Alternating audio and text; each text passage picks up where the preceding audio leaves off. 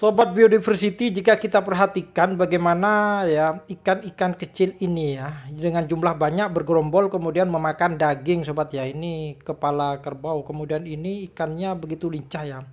Kita perhatikan lagi sobat ya, di akuarium ini ada ikan belut, kemudian dikeroyok ya, bergerombol ya, kemudian sampai dihabisi. Jadi ikan ini bisa dibilang ikan aktif yang agresif sobat ya. Kalau kita taruh daging ini bahkan ada cara memancing ya. Jadi cara memancing di suatu sungai ya, sungai Amazon ini di daerah Brasil sobat. Cukup mencelupkan daging ya, daging ayam atau daging sapi. Kemudian ikan-ikan itu secara spontanitas akan mengkeroyok ikan itu sobat ya. Kemudian kita tarik nanti ikannya ya. Nanti kita dapat begitu, bahkan cara pancing saking ganasnya ikan ini sobat ya, memakan jenis daging atau ikan yang lain. Ini adalah ikan piranha sobat ya. Ikan piranha ini memiliki bentuk pipih agak bulat, kemudian ada kemerahannya. Nah, perhatikan sobat dengan ikan ini yang kita tangkap ini adalah ikan bawal namanya sobat. Mirip sobat ya, jadi ada merahnya juga sisi bawahnya, kemudian ada keperakannya, kemudian ya ekornya juga sama sobat ya. Kemudian bagian depannya juga sama ya. Begitu pipih, perak, kemudian agak bulat seperti itu ikannya sobat ya. Dan setelah kita perhatikan, bawal dengan piranha ini memiliki bentuk kemiripan sobat ya.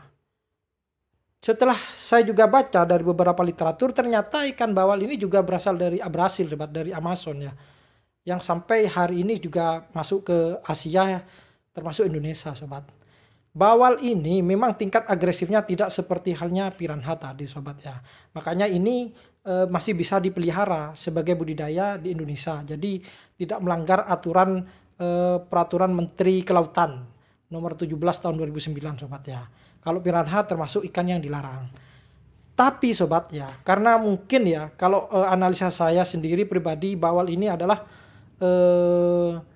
bagian atau mungkin satu bangsa ya. Kemudian setelah mengalami proses adaptasi ya, karena perbedaan lingkungan sehingga dia sedikit lebih lebih jinak ya. Namun dia memiliki sifat tetap keganasan sobat. Karena ketika saya memelihara ikan di dalam satu kolam, ikan nila, ada ikan guraminya.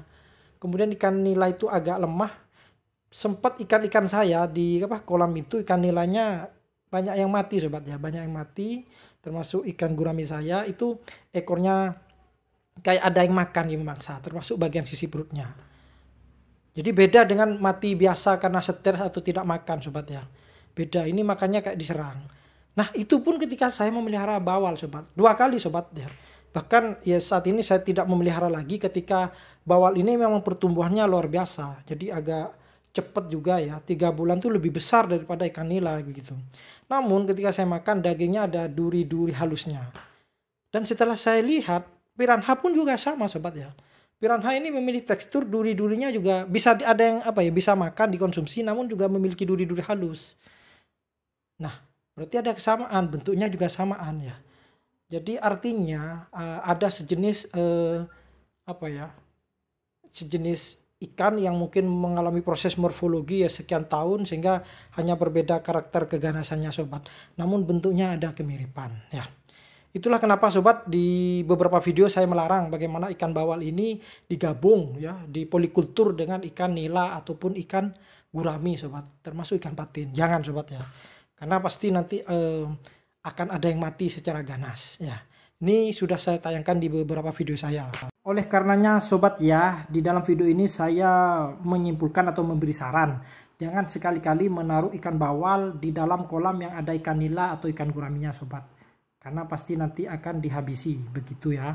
Bagi yang baru melihat channel ini sobat, jangan lupa untuk menekan subscribe ya, atau boleh menulis komentar. Oke, terima kasih.